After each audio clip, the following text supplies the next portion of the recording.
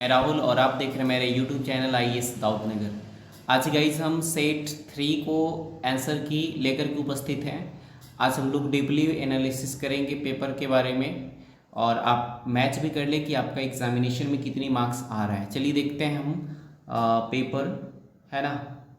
तो हमारा पेपर ये रहा, ये रीडिंग सेक्शन का है और आपको पता होगा कि जो भी रीडिंग सेक्शन का क्वेश्चन है वो सेट 1, सेट 2 या सेट 3 तीनों सेट में सेम क्वेश्चन है, इसलिए इसमें वही आंसर होगा जो बाकी अदर सेट में है। तो चलिए हम लोग पहले क्वेश्चंस को देख लेते हैं।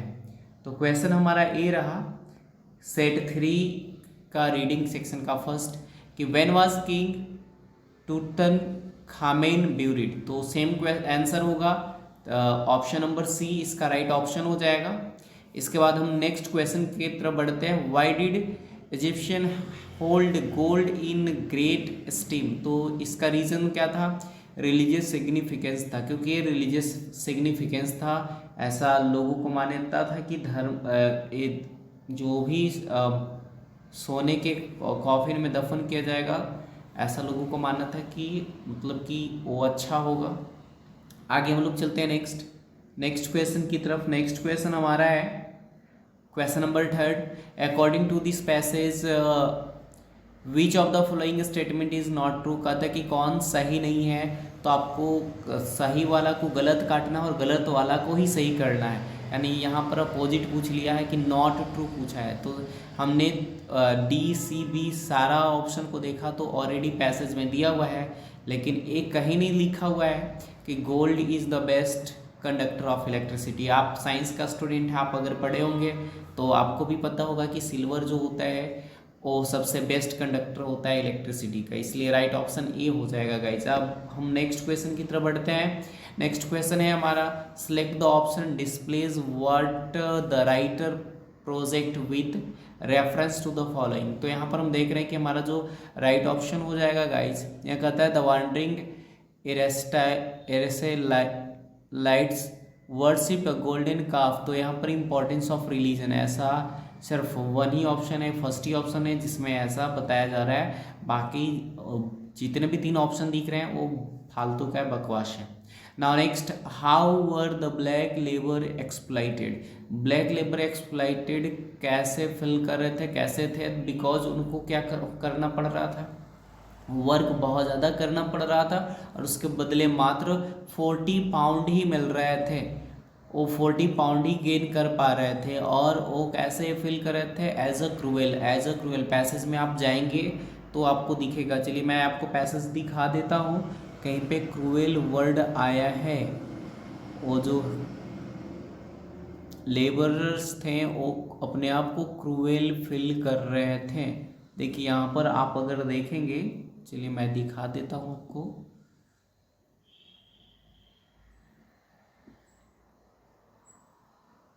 आप यहाँ पर देख रहे हैं तो डिस्क्राइब्ड एज अ क्रूएल, ये हमारा क्या हो गया? राइट आंसर हो जाएगा, बिकॉज उनका कंडीशन बहुत ख़राब था और वो 40 पाउंड ही गेन कर पा रहे थे। नाउ नेक्स्ट की तरफ हम लोग बढ़ेंगे। नेक्स्ट हमारा जो क्वेश्चन है वो क्या है? नेक्स्ट हमारा क्वेश्चन देखेंगे गाइस। नेक्स्ट जो हमारा क्वेश्चन है वो बोलता है complete the following with the phrase from paragraph. Complete करना है। King Tutankhamun was buried in a solid gold coffin. उनको रीजन बताया जा रहा है कि सॉलिड गोल्ड कॉफिन में उनको इतना साल पहले ब्यूरिड किया गया। तो इसका रीज़न ये तो दिया है, लेकिन ओपिनियन क्या है, क्यों उनको दफन करते? तो यहाँ पर हम आप पहले में ही देखेंगे तो ओपिनियन ये है कि जो आपका गोल्ड है वो क्या है? रिलीजियस सिग्निफिकेंस है। ये आपका क्या है? रीज़न है। यहाँ पर आप देख रहे होंगे कि रिलीजियस सिग्निफिकेंस है और इजिप्शियन ऐसा मानते हैं कि गोल्ड क्या होता है? हाई स्टीम होता है। तो चलिए देखते हैं इसका राइट आंसर तो मैंने आपको दिखाई दिया, यानी ये हमारा इजिप्शियन जो है ना उसका मानना है कि ये हाई स्टीम है और ये गोल्ड जो है वो रिलीजियस सिग्निफिकेंस है। ये हमारा इसका राइट आंसर हो जाएगा। नाउ नेक्स्ट क्वेश्चन की तरफ बढ़ते हैं। नेक्स्ट क्वेश्चन हमारा क्या है? तो हमारा जो नेक्स्ट क्वेश्चन है वो है based on your reading of text list to reason why the writer says that not only gold beautiful but it's virtually indescribable. तो यहाँ पर दो रीज़न बताना है। मैंने प्रीवियस पैसेज में भी बताया था, सेट का पैसेज जब सोल्व कराया था। तो दो यहाँ पर रीज़न है गाइज, मैं आपको दिखा देता हूँ। दो रीज़न क्या है जिसको हम लोग क्या करते हैं, एक मिलेगा आपको, यह मिल गया। चलिए तो देखते हैं ये दो रीज़न क्या है। दो रीज़न यहाँ पर आप देख रहे होंगे, एक मिनट। तो दो रीजन है कि ए नॉट रस्ट और कॉरोड, एक इसमें कभी जंग वगैरह नहीं लगता है, और दूसरा चीज़ है कि ये जो मेटल है इसको हम क्या अनडैमेज फॉर सेंचुरीज, मतलब सरवाइव करके रख सकते हैं बहुत साल तक, बहुत वर्षों तक, बहुत सेंचुरी तक रख सकते हैं बिना डैमेज किए वगैरह सरवाइव हो जाएगा। तो ये दो हमारा रीज़न है गोल्ड के पक्ष में। चलिए आगे नेक्स्ट क्वेश्चन की तरफ बढ़ते हैं। नेक्स्ट क्वेश्चन हमारा क्या कहता है, तो नेक्स्ट क्वेश्चन कहता है कि who launch South Africa into the gold age. तो आपने पैसेज में अगर थोड़ा सा गौर फरमाया होगा तो आप देखोगे कि जॉर्ज हैरिसन, यानी B option is the correct answer. George Harrison is the right option. Now next question हमारा थर्ड है, select option the that corresponds to the following.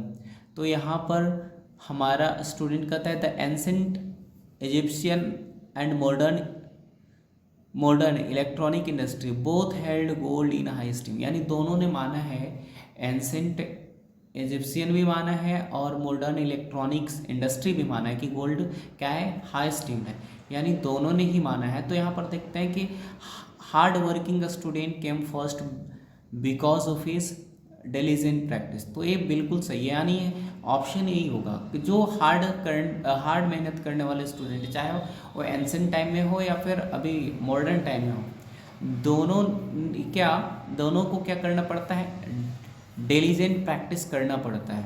तो दोनों फर्स्ट आने के लिए दोनों को डिलिजेंट प्रैक्टिस करना पड़ता है, बिल्कुल सही बात है। और बाकी सारा में हम लोग देख रहे हैं कुछ डिफरेंट आंसर है, तो हमारा राइट ऑप्शन 9th का ए हो जाएगा। नाउ नेक्स्ट हम लोग आगे चलते हैं, नेक्स्ट क्वेश्चन की तरफ बढ़ते हैं। नेक्स्ट हमारा क्वेश्चन, एक मिनट कहाँ चला गया, चलिए 10th क्वेश्चन। तो 10th क्वेश्चन कहता है कि supply 1 point to justify the following. एक पॉइंट लिखना है, the desire to hold gold at home has been primarily occupation of working and peasant. तो यहाँ पर हम लोग इसका आंसर देखेंगे कि जो पीजेंट है ना वो फेथ नहीं करते हैं पेपर मनी में। जो पीजेंट है वो पेपर मनी में फेथ नहीं करते हैं। कहीं पे आपको पीजेंट मिलेगा, चलिए पीजेंट तो कहीं पे होगा जो पेपर मनी में फेथ नहीं करते हैं।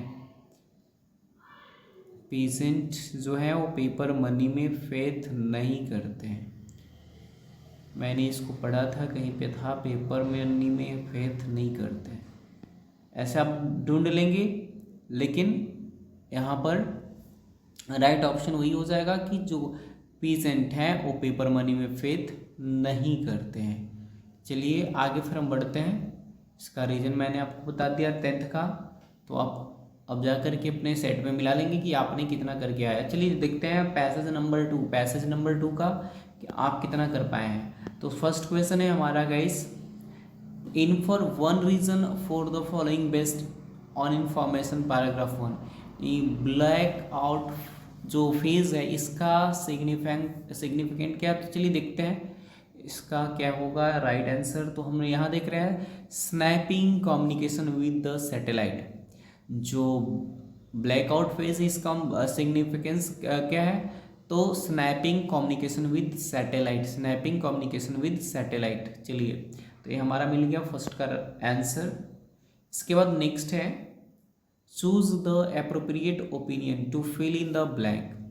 यहाँ पर फिलअप करना है, तो इसमें हम लोग देख रहे हैं, तो इसका राइट ऑप्शन हो जाएगा 235 इज द राइट ऑप्शन। यानी C is the right option, C is the right option. Is it clear? आगे नेक्स्ट हम लोग चलते हैं क्वेश्चन नंबर नेक्स्ट की तरफ। क्वेश्चन नंबर नेक्स्ट हमारा है, क्वेश्चन नंबर नेक्स्ट कहता है the communication with the satellite will break for. तो ये 15 डेज के लिए ब्रेक हुआ था। आप पैसेज पढ़ेंगे तो उसमें आपको मिलेगा 15, B is the correct answer. इसके बाद है कि complete the following analogy correctly with the word और फ्रेज फ्रॉम द पैराग्राफ 2। तो इसमें गाइस कहता है कि अरोमा कुकिंग से रिलेटेड है, तो किससे रिलेटेड होगा? स्पेस। तो अगर हम इस पैसेज के अकॉर्डिंग चलते हैं तो यहाँ पर सैटेलाइट और एयरक्राफ्ट होना चाहिए, सैटेलाइट या एयरक्राफ्ट। इसमें बोर्ड क्या डिसाइड करता है? वो बोर्ड पे डिपेंड करता है। मे बी ज़्यादा सूटेबल तो एयरक्राफ्ट होना चाहिए, लेकिन बोर्ड क्या डिसाइड करता है? आप लोग क्या मारे हैं, आप कमेंट सेक्शन में इसको करके आएंगे। चलिए नेक्स्ट हमारा question number 5। According to ISRO officials till 8 July when sun will block Mars signals per day will be sent to the spacecraft. तो इसमें हमारा हो जाएगा ओनली फॉर फ्यू, यानी last option D is the correct answer. D for Denmark, Denmark is the correct answer. Sorry, Denmark no correct answer, D is correct answer. Now next question number 6 की तरफ चलते हैं। select the correct option to complete the following sentence। हमारा कहता है कि the ISRO officials are, तो इसमें हमारा कॉन्फिडेंट थे, जो इसरो ऑफिसर्स थे वो कॉन्फिडेंट थे, तो right option is C, right option is C. Now next हम चलते हैं क्वेश्चन नंबर 7 की तरफ। The spacecraft's life was extended by 6 months because of extra fuel, यानी वहाँ पर पैसेज में देखेंगे सरप्लस आया है। चलिए मैं आपको दिखा भी देता हूँ। पैसेज में हमारा जो वर्ड आया है इस सरप्लस, आपको यहाँ दिख रहा होगा पैसेज नंबर 3 का लास्ट में सरप्लस। तो ये इसके लिए हम यूज़ करें एक्स्ट्रा फ्यूल यूज़ कर रहे हैं, तो हमारा राइट आंसर हो जाएगा A, extra fuel. Is it clear? Next question की तरफ बढ़ते हैं। नेक्स्ट क्वेश्चन हमारा क्या कहता है? क्वेश्चन नंबर 8 कहता है रीड द फॉलोइंग सेंटेंसेस, यानी इसमें देखना है और इसके बाद हम लोग को क्या करना है? चुनना है। तो अकॉर्डिंग टू मी हम अगर देख रहे हैं तो the black out was a sudden development, हाँ एक अचानक ही डेवलप हो गया था। और सेकंड वाला तो ऐसा नहीं है कि सारे ऑफिसर्स नर्वस हो गए थे, ऐसा कुछ नहीं है, यानी A is correct, B is false. तो हमारा राइट ऑप्शन हो जाएगा सी, राइट ऑप्शन हो जाएगा हमारा सी, राइट ऑप्शन हो जाएगा हमारा सी हो जाएगा। चलिए सी पर टिक लगा लिया जाए। इसके बाद नेक्स्ट हमारा question number 9। Next question number 9 क्या बोलता है? Substitute the word non parallel with one word similar in meaning in the following sentence from paragraph 5th। Paragraph 5th से तो नन पैरेलल आई थिंक इसमें इलाइट होना चाहिए। None parallel इसका मतलब इलाइट होना चाहिए, इलाइट। आप लोग क्या करके आए हैं इसमें कमेंट करेंगे। चलिए और लास्ट क्वेश्चन ये है, लास्ट है हमारा द वर्ड इंस्टिंक्ट का मतलब क्या होता है? इंस्टिंक्ट का मतलब क्या होता है? पैसेज से हमें देखना है कि इंस्टिंक्ट का मतलब क्या होता है। लेक होता है, इनेबिलिटी होता है, इनकैपेबिलिटी होता है, इम्पल्स होता है। तो यहाँ पर अगर हम बात करें, तो देखते हैं। तो गाइस ये आप कमेंट करके बताएंगे इंस्टिंक्ट का मतलब क्या होता है। ये डिक्शनरी यूज़ करना पड़ेगा। चलिए 20 सेक्शन से मैं कुछ क्वेश्चंस को डील कर रहा हूँ, उस क्वेश्चन के लिए मुझे डिक्शनरी यूज़ करना पड़ेगा फिलहाल। तो चलिए क्वेश्चन 20 सेक्शन क्या है, ग्रामर सेक्शन क्या है। तो फर्स्ट क्वेश्चन कहता है fill in the blanks by choosing the correct option. The coach hope that in his absence the team would with patience. कहता है कि जो कोच है ना वो उम्मीद करता है उसके एब्सेंस में कि जो टीम है उसका जो टीम है वुड विद द प्रैक्टिस, तो कैरिड बाय ए तो होगा नहीं, कैरी इनटू नहीं होगा, carry on with the practice, carry on होगा, कैरी ऑन होना चाहिए। आप क्या करके आए कमेंट सेक्शन में रिप्लाई करेंगे। तो यहाँ पर C is the right option. Now next, read the conversation between the tourist and a guide. यहाँ पर देख रहे हैं टूरिस्ट और गाइड के बीच कन्वर्सेशन है, तो इसका राइट ऑप्शन हो जाएगा that it was in the far corner of the second floor, है ना। तो आप पूछेंगे इट वॉज कहाँ से आ गया, in the far corner on the second floor, ये तो समझ में आ रहा है, लेकिन इट वॉज क्या, देखो गाइस जब भी हम क्या करते हैं आंसर लिखते हैं तो सब्जेक्ट और वर्ब मेंशन करते हैं, सब्जेक्ट और फाइनाइट वर्ब मेंशन करते हैं, बट यहाँ पर तो है नहीं, इसलिए अपना मन से इट और वाज को लाएंगे, है ना। इट इज़ का इट वाज हो जाएगा। नाउ नेक्स्ट यहाँ पर देख रहे हैं कि the treasure and secretary both are same person, है ना, लेफ्ट फ्रॉम द बैंक। तो यहाँ देख रहे हैं कि ए ट्रेजर और सेक्रेटरी पर्सन है और लेफ्ट यहाँ पर V3 फॉर्म है, तो V3 किसके बाद आता है, या तो हैव या तो हैज के बाद आता है, ठीक है ना। तो वहाँ पर हम देख रहे हैं सेक्रेटरी और ट्रेजर दोनों एक ही पर्सन है, और एक पर्सन होता है तो वर्ब सिंगुलर यूज़ करते हैं, इसलिए हैज़ हमारा राइट ऑप्शन हो जाएगा। नेक्स्ट चलते हैं, select the option that identifies the error and supplies the correction for the following line. तो यहाँ पर देख रहे हैं the children cheers loudly when their captain scored, scored ये देख रहे हैं पास्ट में है, और जब पास्ट में है तो चीयर्स तो होगा नहीं, चीयर्स तो होगा नहीं, इसमें चीयर्स नहीं पढ़ेंगे, चीयर्स पढ़ेंगे, ठीक है ना। तो ये चीयर्स नहीं होगा क्योंकि पास्ट में है उधर, तो इधर भी पास्ट में करना पड़ेगा, तो इसलिए हमारा राइट ऑप्शन हो जाएगा चीयर्ड, है ना।